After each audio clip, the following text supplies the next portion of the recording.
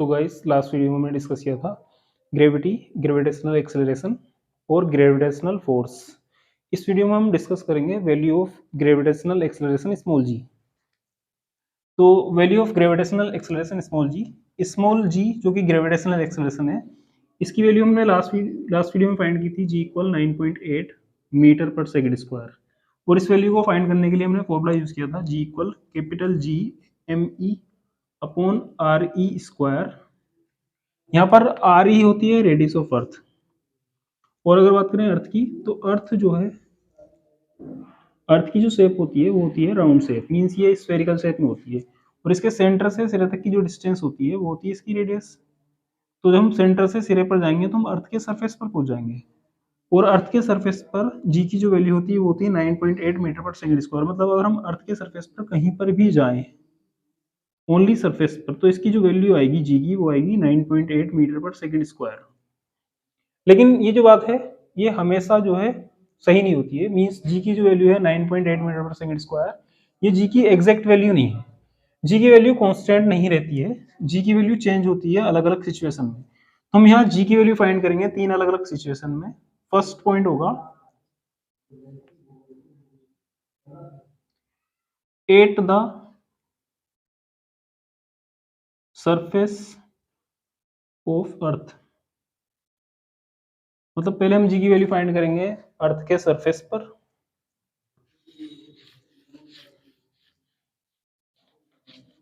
और फिर हम जी की वैल्यू फाइंड करेंगे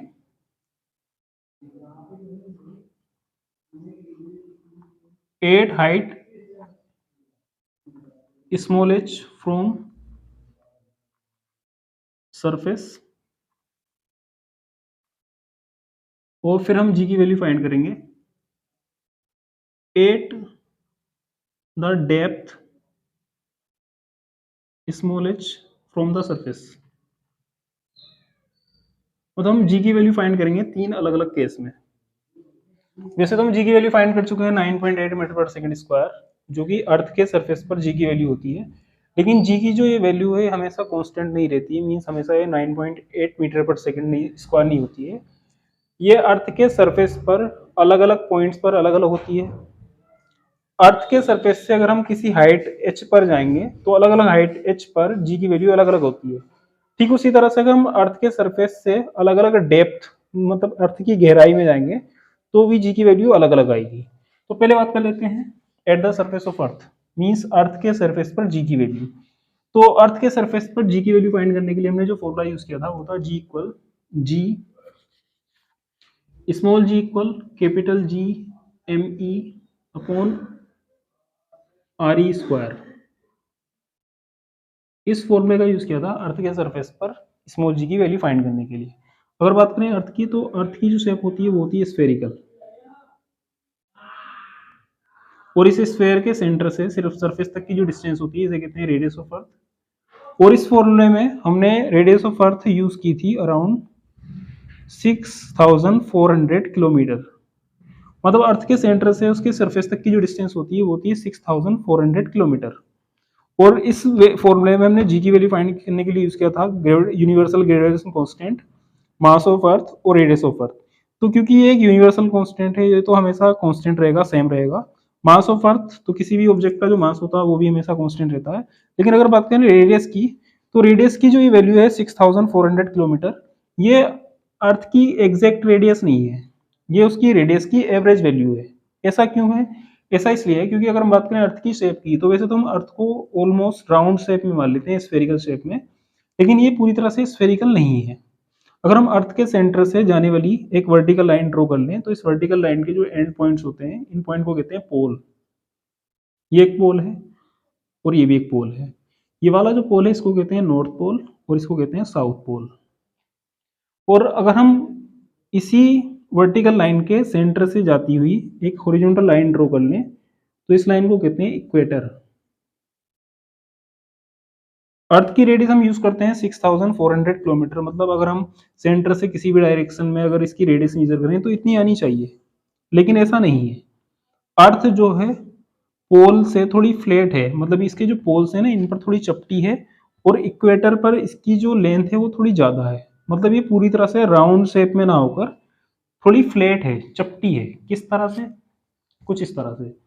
जैसे तो जब हम अर्थ की शेप बनाते हैं तो इसको ऑलमोस्ट ऑलमोस्ट स्फेरिकल बनाते हैं, राउंड शेप में बनाते हैं इस तरह से, जिसमें ये वाला पॉइंट हो जाएगा नॉर्थ पोल, ये वाला पॉइंट हो जाएगा साउथ पोल, और ये हो जाएगी इक्वेटर।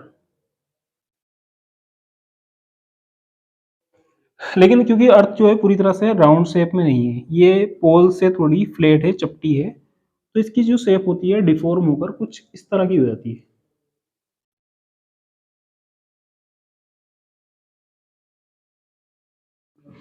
मतलब ये पूरी तरह से राउंड शेप में ना होकर कुछ इस शेप में है, पोल्स पर थोड़ी फ्लैट हो गई, और जो इक्वेटर है इससे थोड़ा लेफ्ट और राइट थोड़ी बाहर निकल गई। तो अब अगर हम अर्थ की रेडियस की बात करें तो रेडियस होती है सेंटर से सिरे तक की डिस्टेंस। अगर हम पोल की डायरेक्शन में जाएंगे तो रेडियस ये होगी, और अगर हम इक्वेटर की डायरेक्शन में जाएंगे तो रेडियस ये होगी। तो as you can see that poles की डायरेक्शन में रेडियस जो है वो इक्वेटर की डायरेक्शन में रेडियस से कम है। तो 6000 जो रेडियस की हम वैल्यू यूज करते हैं, आर ई इक्वल 6400 किलोमीटर, वो इन सभी रेडियस की एक एवरेज वैल्यू होती है। क्योंकि देखो पोल की डायरेक्शन में रेडियस कम है, इक्वेटर की डायरेक्शन में रेडियस थोड़ी ज़्यादा है। तो अगर हम इन सभी रेडियस को फाइंड कर ले और उसकी एक एवरेज वैल्यू निकालेंगे तो एवरेज वैल्यू ऑलमोस्ट आती है 6400 किलोमीटर। लेकिन अगर हम एग्जैक्ट वैल्यू यूज करते हैं तो अर्थ की पोल पर जो रेडियस है वो कम है, और इसकी इक्वेटर पर जो रेडियस है वो थोड़ी ज़्यादा है। और ऐसा पाया गया है कि इक्वेटर पर इसकी जो रेडियस होती है ना, वो पोल पर रेडियस से अराउंड 21 किलोमीटर ज़्यादा होती है, 21 किलोमीटर थोड़ी ज़्यादा होती है। मतलब पोल पर जो अर्थ की रेडियस है, अर्थ की जो रेडियस है पोल पर, और जो अर्थ की रेडियस है इक्वेटर पर, तो इक्वेटर पर अर्थ की रेडियस ज़्यादा है पोल की कंपेयर में। और ये पोल की रेडियस से इक्वेटर पर 21 किलोमीटर ज़्यादा होती है। मतलब क्योंकि इक्वेटर पर अर्थ की रेडियस ज़्यादा है, तो ऐसा पाया गया है कि इक्वेटर पर अर्थ की रेडियस पोल की कंपेयर में 21 किलोमीटर ज़्यादा होती है। तो जी इक्वल होता है capital G M E upon R E square. इसमें जी कांस्टेंट है, एम ई कांस्टेंट है, लेकिन अब आप देख सकते हो कि आर जो है वो कांस्टेंट नहीं है। रेडियस ऑफ अर्थ अलग अलग डायरेक्शन में मेजर करने पर अलग अलग आएगी, पोल पर स्मॉल आएगी और इक्वेटर पर लार्ज आएगी। तो G equal G M E upon R E square से स्मॉल जी जो है वो मास के तो डायरेक्टली प्रोपोर्शनल है, लेकिन आर ई स्क्वायर के इनवर्सली प्रोपोर्शनल है। तो हम राइट कर सकते हैं small g proportional to 1 upon R E square, क्योंकि small g R E square के इनवर्सली प्रोपोर्शनल है। तो अगर आर ई की वैल्यू ज़्यादा होगी तो स्मॉल जी कम होगा, और आर ई की वैल्यू अगर कम होगी तो स्मॉल जी ज़्यादा होगा। अब अगर बात करें इक्वेटर पर जी, सॉरी पोल पर जी और इक्वेटर पर जी, तो क्योंकि जी की वैल्यू रेडियस ऑफ अर्थ पर डिपेंड करती है, और रेडियस ऑफ अर्थ पोल पर कम और इक्वेटर पर ज़्यादा है, तो क्योंकि पोल पर रेडियस ऑफ अर्थ कम है, तो जब आर ई की वैल्यू कम होगी तो जी की वैल्यू क्या हो जाएगी? ज़्यादा हो जाएगी। तो पोल पर अर्थ की जो जी की वैल्यू उसको नोट कर लेते हैं जीपी से, जीपी फॉर पी पोल पर जी की वैल्यू। और अगर बात करें इक्वेटर की, तो इक्वेटर पर जो जी की वैल्यू होगी उसको नोट करते हैं जीई से। मीन्स जी का मतलब है इक्वेटर पर जी की वैल्यू, और जीपी का मीनिंग है पोल पर जी की वैल्यू। क्योंकि इक्वेटर पोल पर रेडियस कम है, तो रेडियस कम होगी तो जी की वैल्यू क्या होगी? ज़्यादा होगी। तो पोल पर जो है जी की वैल्यू ज़्यादा हो जाएगी। क्योंकि इक्वेटर पर रेडियस ज़्यादा है, तो जब रेडियस ज़्यादा होगी तो जी की वैल्यू कम हो जाएगी, तो इक्वेटर पर जी की वैल्यू कम होगी। तो अगर हम बात करें अर्थ के सरफेस पर, तो अर्थ के सरफेस पर पूरी तरह से जी की वैल्यू एग्जैक्ट 9.8 मीटर पर सेकंड स्क्वायर ना होकर ये वेरीज होती है। मीन्स अलग अलग पॉइंट्स पर अलग अलग होती है। तो जी की जो वैल्यू हमने फाइंड की थी 9.8 मीटर पर सेकंड स्क्वायर, ये एग्जैक्ट ना होकर एक एवरेज वैल्यू होती है। सभी वैल्यूज का एक एवरेज होता है, क्योंकि पोल पर जी कम है, पोल पर जी ज्यादा है, और इक्वेटर पर जी कम है। तो अगर हम सभी डायरेक्शन में जी की वैल्यू फाइंड कर लें और उसकी एक एवरेज वैल्यू निकालेंगे तो वो अराउंड 9.8 मीटर पर सेकंड स्क्वायर आएगा। ठीक है। लेकिन जी की जो वैल्यू होती है अर्थ के सरफेस पर अलग अलग पॉइंट्स पर अलग अलग होती है। As you can see that GP is greater than GE, means pole पर जी की वैल्यू इक्वेटर और जी की वैल्यू से ज्यादा है। क्योंकि इक्वेटर पर रेडियस ज़्यादा है और पोल पर रेडियस कम है। ये फर्स्ट पॉइंट था। ओके, नेक्स्ट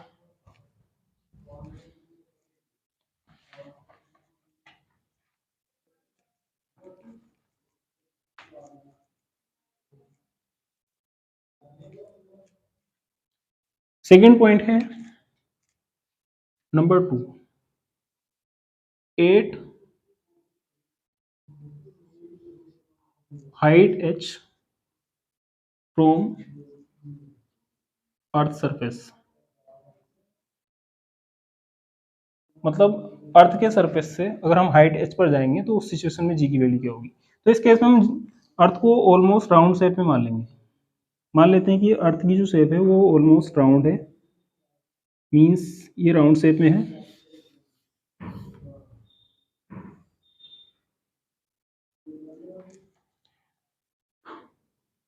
सेंटर से सिरे तक की जो डिस्टेंस होती है वो होती है रेडियस। रेडियस को डिनोट करते हैं आर ई से। और हमें अर्थ के सरफेस से किसी हाइट स्मॉल h पर स्मॉल g की वैल्यू फाइंड करनी है। मान लेते हैं कि सरफेस पर जो g की वैल्यू है वो तो स्मॉल g है, लेकिन हाइट h पर जो g की वैल्यू है, सरफेस पर g की वैल्यू को तो g से डिनोट कर देते हैं और हाइट h पर जो g की वैल्यू है उसको g डैश से डिनोट कर देते हैं। तो पहले बात कर लेते हैं सरफेस की। मास ऑफ अर्थ होता है me और इसकी रेडियस है re। मान लेते हैं कि स्मॉल m मास की कोई ऑब्जेक्ट है जिसका मास है स्मॉल m, वो अर्थ के सरफेस पर प्रेजेंट है। तो अगर स्मॉल m मास की कोई ऑब्जेक्ट अर्थ के सरफेस पर प्रेजेंट है और अर्थ का मास me है और सेंटर से इस ऑब्जेक्ट की जो डिस्टेंस है वो रेडियस के बराबर है, तो ग्रेविटेशनल फोर्स होगा इस ऑब्जेक्ट पर F equal g small m capital me upon r square according to Newton's law of gravitation. Newton के ग्रेविटेशनल लॉ के अकॉर्डिंग अगर स्मॉल m मास की कोई ऑब्जेक्ट अर्थ के सरफेस पर रखी हुई है तो उस पर लगने वाला फोर्स होता है F equal G small m capital me upon r square. Okay, इसको मान लेंगे इक्वेशन फर्स्ट। और क्योंकि अर्थ के सरफेस पर ग्रेविटेशनल एक्सलेरेशन स्मॉल g है और mass of object small m है, तो अर्थ किसी भी ऑब्जेक्ट को नीचे की ओर जिस फोर्स से अट्रैक्ट करती है वो होता है mg। F equal mg means m mass की एक ऑब्जेक्ट पर अर्थ के सेंटर की ओर लगने वाला फोर्स जबकि वो उसके सरफेस पर प्रेजेंट है, तो F इक्वल होता है mg। इसको मान लेंगे इक्वेशन 2। क्योंकि ये भी f की वैल्यू है और ये भी f की वैल्यू है, तो फर्स्ट और सेकंड इक्वेशन से f की दोनों वैल्यू सेम हो जाएंगी। फ्रॉम इक्वेशन 1 एंड 2, इक्वेशन 1 और 2 से mg, ये जो mg है ये g small m capital me upon r square के बराबर होगा। स्मॉल m से स्मॉल m हो जाएगा कैंसिल, तो स्मॉल g क्या होगा, स्मॉल g इक्वल हो जाएगा capital G me upon r square. इसको इक्वेशन 3 मानकर यहीं छोड़ देंगे। अब बात कर लेते हैं अर्थ के सरफेस से स्मॉल h हाइट पर। तो वैसे तो g का फॉर्मूला होता है g इक्वल जी me अपॉन r स्क्वायर, लेकिन क्योंकि हम अर्थ के सरफेस से हाइट स्मॉल h हाइट पर जा रहे हैं तो उस सिचुएशन में जो रेडियस आ रही है उसमें h हाइट प्लस हो जाएगी, बाकी सब सेम रहेगा। 8 हाइट स्मॉल h, तो हाइट स्मॉल h पर अर्थ के सरफेस पर रेडियस आ रही है तो यहाँ पर तो g के फॉर्मूले में आ रही आएगा, लेकिन जब हम अर्थ के सरफेस से हाइट h पर जाएंगे तो आर ई में स्मॉल h प्लस हो जाएगा, तो g इक्वल हो जाएगा g equal capital G M E, small g equal हो जाएगा capital G M E upon, क्योंकि यहाँ पर आर ई स्क्वायर है, हाइट h पर जा रहे हैं तो इस आर ई में आर ई के साथ h और प्लस हो जाएगा, तो आर ई प्लस h का होल स्क्वायर। इसको मान लेंगे इक्वेशन 4।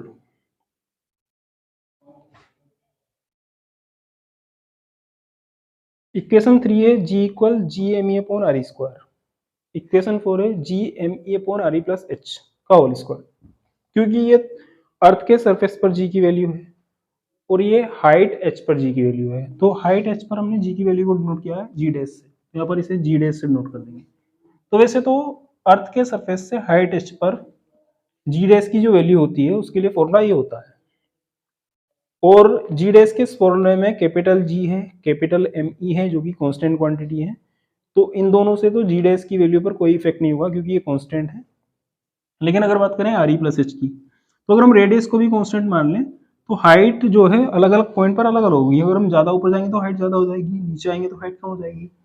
तो हाइट बढ़ने पर नीचे वाली क्वांटिटी बढ़ेगी, और जी डैश जो है इस नीचे वाली क्वांटिटी के इन्वर्सली प्रोपोर्शनल है। मीन्स हम ये कह सकते हैं कि हाइट बढ़ने पर जी डैश की वैल्यू घटेगी, मतलब जितनी ज़्यादा ऊंचाई पर जाएंगे तो जी डैश की जो वैल्यू होगी वो घटती जाएगी। अब अगर हम इन दोनों में रिलेशन फाइंड करें कि इन दोनों में रिलेशन क्या है, तो हम इक्वेशन 4 को इक्वेशन 3 से डिवाइड करेंगे। Equation 4 dividing by equation 3। Equation 4 है G dash equal G M E upon R E plus H का होल स्क्वायर। इक्वेशन 3 है small G equal capital G M E upon R square. तो इन दोनों में relation find करने के लिए हम इक्वेशन 4 को 3 से डिवाइड कर रहे हैं। तो 4 को 3 से डिवाइड करने के लिए लेफ्ट को लेफ्ट से और राइट को राइट से डिवाइड करेंगे। तो क्योंकि हम 4 को 3 से डिवाइड कर रहे हैं तो पहले हम 4 की लेफ्ट साइड देंगे। 4 की लेफ्ट साइड है जी डैश और 3 की लेफ्ट साइड है स्मॉल जी। फिर इसके बाद राइट साइड लेंगे।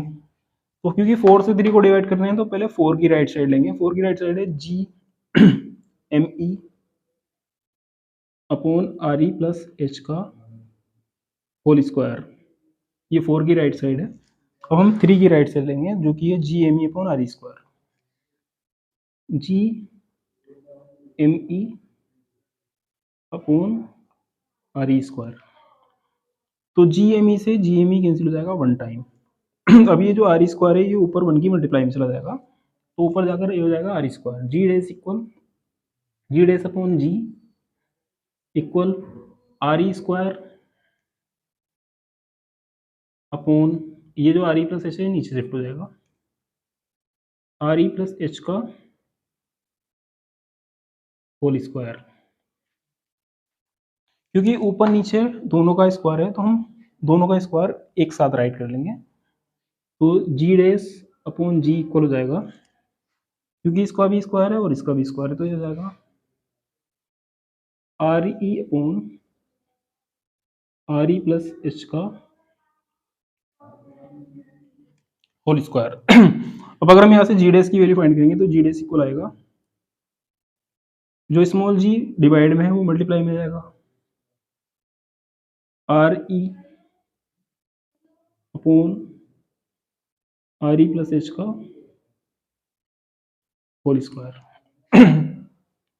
इसको हम राइट कर सकते हैं जी डैश इक्वल स्मॉल जी, पावर को अगर हम माइनस कर दें तो ये दोनों साइड चेंज हो जाएंगी, डिनोमिनेटर और न्यूमरेटर पलट जाएंगे, तो ये हो जाएगा R E plus H upon R E. तो ये हो जाएगा G dash equal R E plus H के अपॉन में अगर हम आर ई दोनों साइड देंगे, आर ई के अपॉन में आर ई लेंगे तो कैंसिल हो जाएगा, यहाँ आएगा वन। और एच के अपॉन में आर ई लेंगे तो ये हो जाएगा एच अपॉन आर ई। तो जी डैश के लिए जो फॉर्मूला है वो हो जाएगा G dash equal small G one plus H upon R E, और यहाँ पर पावर आएगी -2। यहाँ पर हम मैथ का एक कॉन्सेप्ट यूज कर सकते हैं, बाइनोमियल थ्योरम।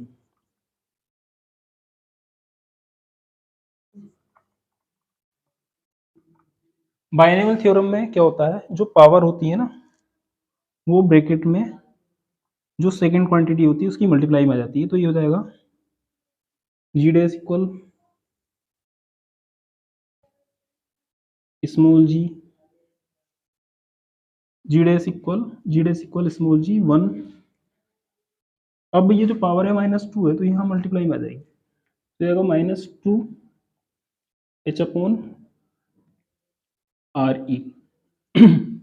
इसका मतलब है कि अगर हम एच की वैल्यू बढ़ाएंगे तो एच की वैल्यू जितनी ज़्यादा होगी तो ये वैल्यू उतनी निगेटिव आएगी, मीन्स जी डैश की वैल्यू उतनी घटती जाएगी। मतलब हम अर्थ के सरफेस से जितना हाइट तक जाएंगे, जितना ऊंचाई तक जाएंगे, उतना ही जी डैश की जो वैल्यू होगी वो कम होती जाएगी। ओके, तो ये जी डैश के लिए फाइनल फॉर्मूला।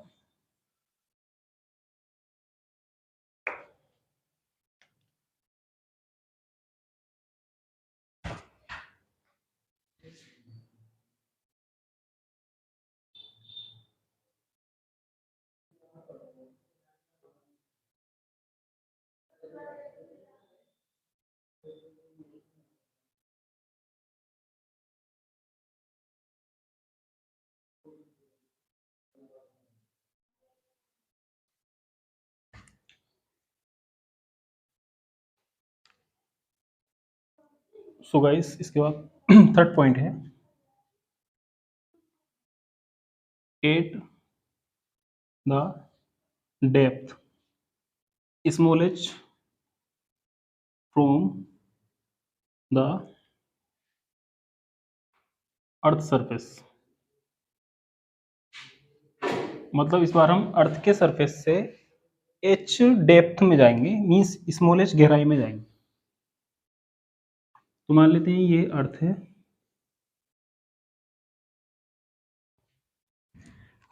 ये इसका सेंटर है और अर्थ का जो मास है वो होता है me। सेंटर से सिरे की जो डिस्टेंस होती है वो होती है रेडियस ऑफ अर्थ, जो कि है re। अब हम मान लेते हैं कि हम जो है अर्थ के सरफेस में अंदर की ओर जा रहे हैं गहराई में। तो हम अर्थ के सरफेस में इतनी गहराई में चलेंगे अंदर। मान लेते हैं जो गहराई है वो है स्मॉल h।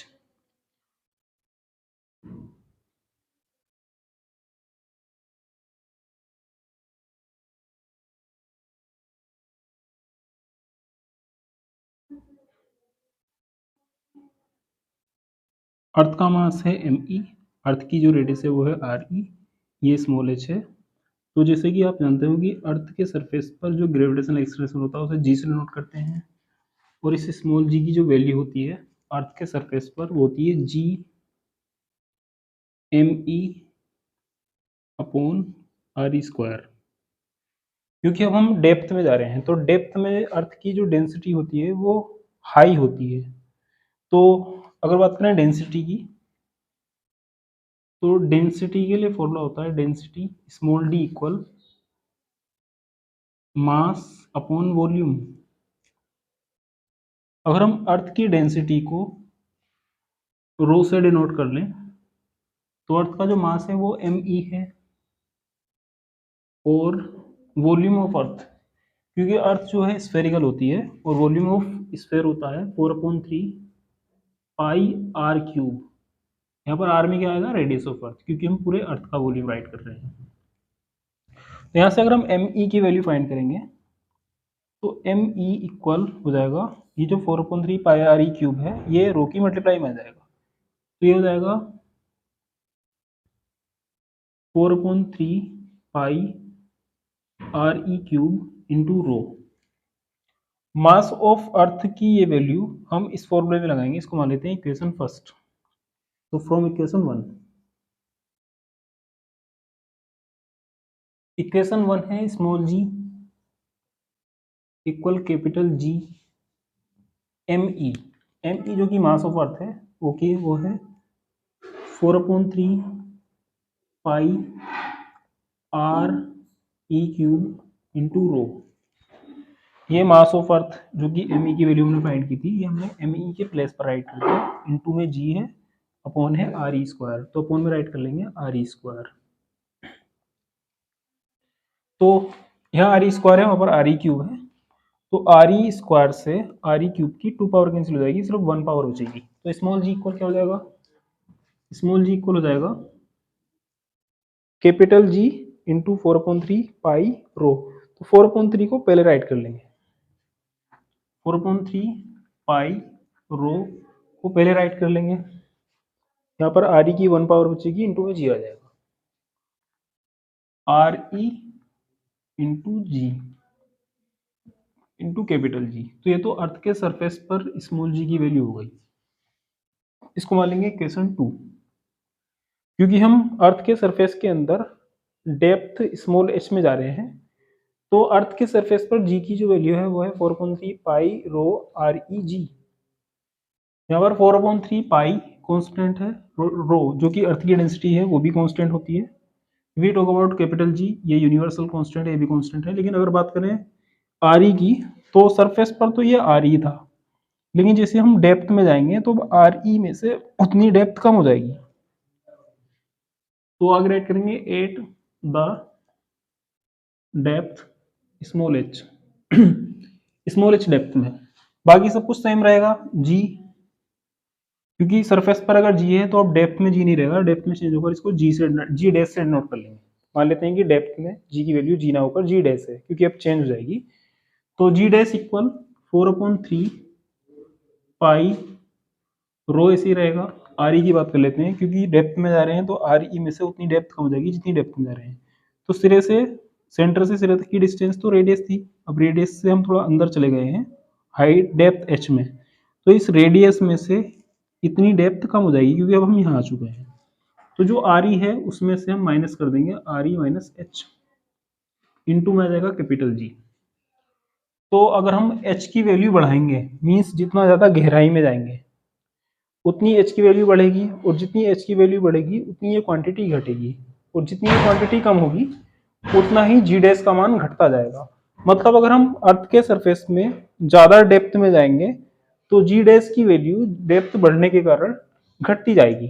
ठीक वैसे जैसे हम अर्थ के सरफेस से स्मॉलेस्ट हाइट जितनी ज़्यादा ऊपर जाएंगे उतना जी डैश की वैल्यू घटती जाती है। तो अर्थ के ऊपर जाने पर भी जी डैश की वैल्यू घटती है, और अर्थ के अंदर जाने पर भी जी डैश की वैल्यू घटती है। तो ये अर्थ के अंदर एच डेप्थ पर जी डैश की वैल्यू है, जबकि ये अर्थ के सरफेस पर जी डैश की वैल्यू जी की वैल्यू है। इसको मान लेंगे इक्वेशन 3 और हम इन दोनों में रिलेशन फाइंड करेंगे। तो रिलेशन फाइंड करने के लिए जी डैश को डिवाइड कर लेंगे स्मॉल जी से।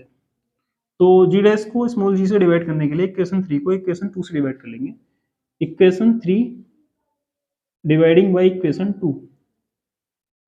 तो 3 को 2 से डिवाइड करने के लिए 3 के लेफ्ट को 2 की लेफ्ट से और 3 के राइट को 2 की राइट से। तो 3 की लेफ्ट है जी डैश और 2 की लेफ्ट है जी, इक्वल 3 की राइट साइड है 4/3 pi rho R E minus H into capital G, और 2 की राइट साइड है 4/3 pi rho R E into जी।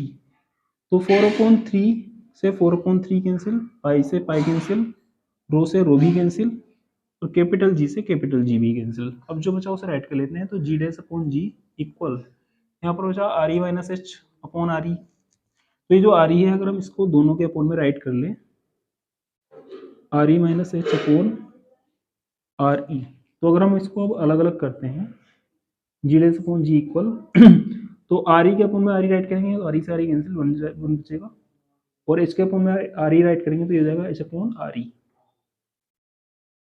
अब अगर हम यहाँ से जी डैश फाइंड करते हैं तो स्मॉल जी जाएगा मल्टीप्लाई में, तो ये हो जाएगा